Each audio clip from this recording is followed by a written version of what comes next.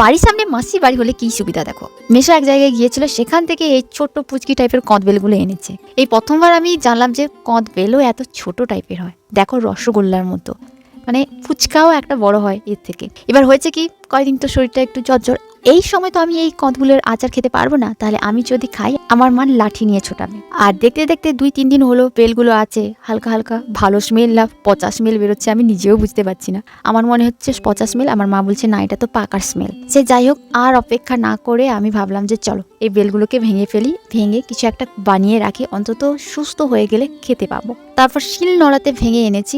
সত্যি আমার মা যে বলছিল ওটাই ঠিক, পচেনি, পেকে গিয়েছে, ওটা পাকার স্মেলই ছিল। প্রথমে এইগুলোকে সুন্দরভাবে বের করে নিয়েছি। বের করে নেওয়ার পর ভালো করে এগুলোকে আমি মিক্স করে নেব। তোমরা চাইলে মিক্সিতে বেটে নিতে পারো কিংবা শিল নোড়াতে থেতলে নিতে পারো। দেখতেই পাচ্ছ হাফ বাটিও হয়নি।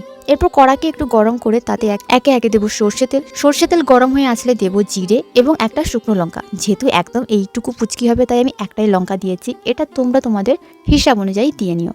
একটু ভাজা ভাজা হয়ে এলে এতে দেবো কদবেলটা এবং সাথে দেবো অল্প পরিমাণে চিনি এবং অল্প নুন। এগুলো দিয়ে ভালোভাবে মিক্সড করতে থাকবো যতক্ষণ না শুকনো শুকনো ভাব আসে। খুব ভালোভাবে মিক্স করতে হবে, ভালোভাবে শুকিয়ে নিতে হবে। ছোট ছোট বাচ্চাদের যে খট্টা মিঠা লজেন্স কিংবা চকলেট টাইপের পাওয়া যায় না, ওই টাইপের কিছু বানাবো। ওই চটপটাগুলো খেতে আমার দারুণ লাগে। আমি ভাবছিলাম ওইগুলোই বানিয়ে রাখি, পরে তখন খাবো। আর এইভাবে বানানোর উদ্দেশ্য এটাই, এটা নষ্ট হবে না, স্টোর করে রাখা যাবে, তাই সময় মতো ভাবে খাওয়া যাবে। এরপর শুকনো কড়াইতে নেব লবণ, জিরে এবং লঙ্কা।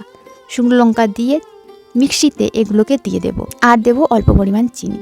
এগুলোকে ভালো করে মিক্সিতে গুঁড়ো করে নেব। দেখো চিনিটা না দিলেও চলে, চিনিটা দিলে একটু মিষ্টি মিষ্টি ভাব থাকবে আর একটু রসালো রসালো ব্যাপার থাকবে।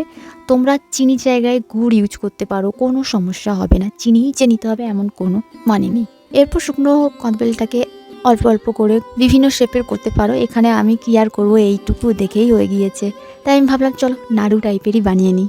তারপরে উপর থেকে এই মিশ্রণগুলোকে ছড়িয়ে দিলেই হবে, একটা রসালো রসালো ব্যাপার এসে যাবে। আর যদি একদম শুকনো খটখটে লজেন্স টাইপের করতে চাও তাহলে আমি বলবো আরও একটু ভালো করে কম আঁচে শুকিয়ে নেবে, যাতে না পুড়ে যায়। পুড়ে গেলে কিন্তু তেতো লাগবে। আর চিনির বদলে তোমরা নর্মাল জিরে গুঁড়ো এবং লঙ্কা গুঁড়ো, হালকা লবণ যেটা, ওইটাকে গুঁড়ো করে সুন্দর করে মাখিয়ে নেবে বা ছড়িয়ে জিনিসটাকে রেখে দেবে। দেখবে খুব সুন্দর থাকবে। এরপর এগুলোকে যে কোনো জারে স্টোর করে রাখতে পারো, ফ্রিজে রাখার দরকার নেই, রুম টেম্পারেচারে থেকে যাবে।